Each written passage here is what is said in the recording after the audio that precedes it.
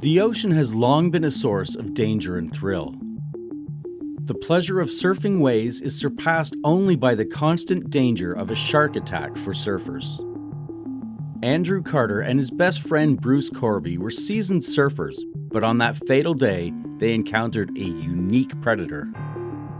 The brutal shark attack that followed would change their lives forever and remind us all of the deadly risks that come with venturing into the deep blue sea. In this video, we'll be taking a closer look at his experience, his incredible resilience, and what it takes to overcome the fear of one of the world's deadliest predators. So if you're ready to be inspired and awed by the strength of the human spirit, then let's dive in. But before starting the video, be sure to smash the like button and subscribe to never miss out on any of our videos. Andrew's terrifying encounter with a great white shark. In 1995, Andrew and his best friend Bruce Corby were out surfing off the coast of South Africa. Suddenly, Andrew felt a huge bang from behind and realized it was a shark. The first 3 seconds were the worst sheer terror like he never could have imagined. The shark had bitten his right leg to the bone from hip to knee and had its jaws clamped around his leg and his surfboard, pulling him down into the water. Andrew felt like his bones were being crushed and his adrenaline was racing, making him feel a crushing sensation and a fear of dying. He was so far offshore, about 200 meters, where you're totally helpless in the shark's domain.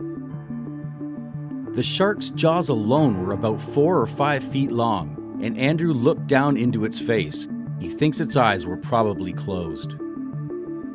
Andrew could feel the shark biting him, but he didn't feel much pain because of his adrenaline.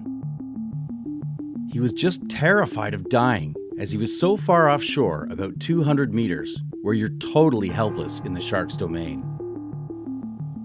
Andrew thought that he was being eaten alive, and it was a feeling of such unbelievable horror. He was holding onto his surfboard with all his might. Then, for some reason, the shark opened its mouth, probably to get a bigger bite. It went back into the water and leaped forward again.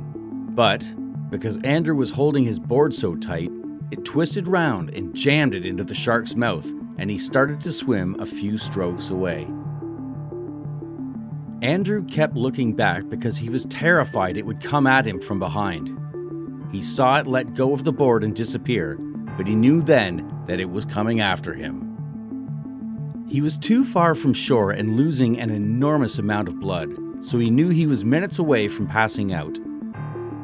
In desperation, he clawed his way back to his surfboard and caught the luckiest wave of his life, which carried him into the shore. The aftermath of the attack. Andrew saw 2 girls sunbathing on the beach and started shouting for help. One girl tore off her clothes, tied them around his leg, and packed them into the massive wound.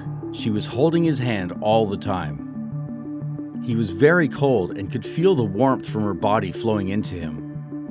It was then that he thought that he would die and started to see his life flowing past his eyes.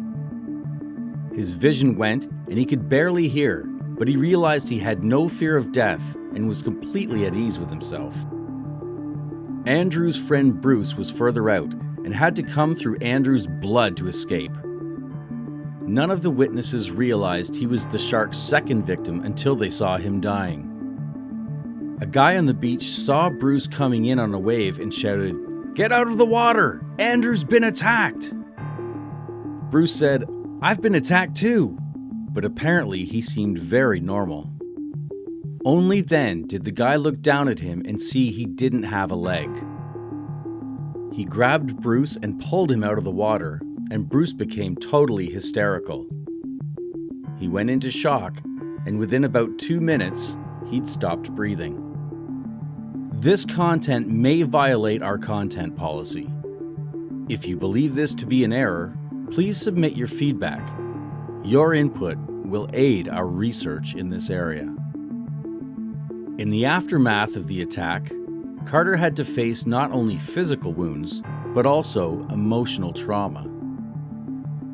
He suffered from post-traumatic stress disorder, PTSD, and struggled with anxiety and fear, especially when he thought about going back into the water. But he refused to let the attack define him, and he set his sights on a daunting goal: returning to the place where he almost lost his life and surfing the same waters again. Now, 12 months after the attack, Carter is back in South Africa and ready to face his fear. He is determined to overcome the psychological scars and prove to himself that he can surf without fear. In a recent interview, Carter said, "I want to face my fear and overcome it. I want to prove to myself that I'm stronger than the fear that was put into me. It's a personal challenge for me, but I also want to show others that it's possible to overcome your fears and not let them control your life." Carter's story is an inspiration to anyone who has faced a traumatic experience and struggled to move forward. It's a reminder that even in the face of fear and adversity, we have the power to choose how we respond and to find the strength to overcome our challenges. As he prepares to surf the same waters where he was attacked, Andrew Carter is a living testament to the human spirit and its capacity for resilience and courage. His story is a powerful example of how, even in the face of the most terrifying of circumstances, we can find the strength to persevere and overcome. And that concludes our discussion on the brutal shark attack that Andrew Carter and Bruce Corby survived. We hope that you found this video both informative and inspiring, and that it has given you a new perspective on the dangers of the ocean and the strength of the human spirit.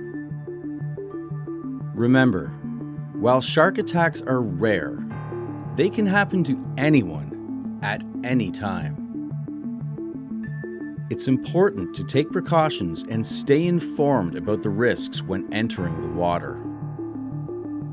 But at the same time, we should never let fear control our lives or keep us from experiencing the wonders of the ocean. So, keep exploring, keep learning, and stay safe out there. Thanks for watching, and do not forget to subscribe to our YouTube channel. Stay safe, and we will be back soon with another video. And we'll see you next time.